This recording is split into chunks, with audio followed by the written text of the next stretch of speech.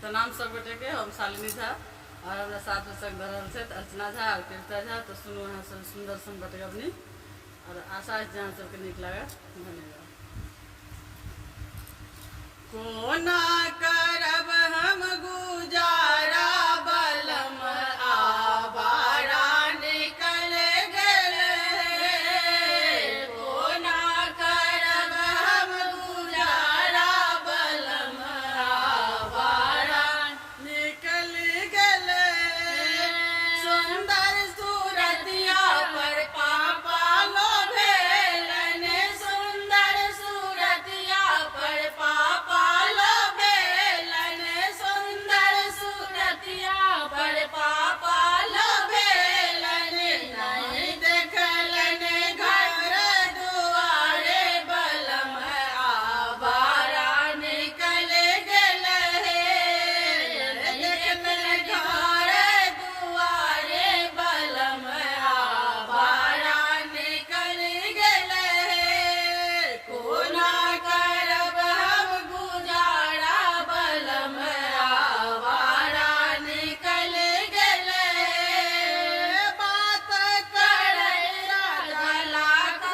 अरब के बात करे राजा लाख अरब के बात करत राजा लाख अरब के नहीं ठनी के ठिकाना बलम आवारा निकल गल नहीं छन ठनी के ठिकाना बलम आवारा निकल गल कोना करब हम गुजारा बलम आवारा निकल गल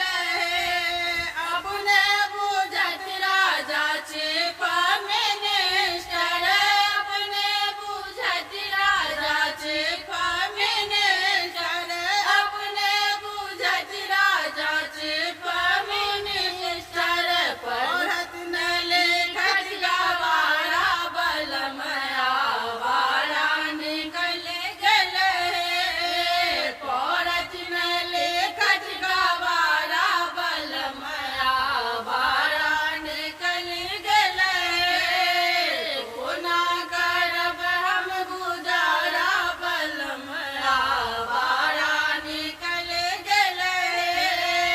कोना करब हम गुजारा बलम आवारा निकल गल। जाओ एक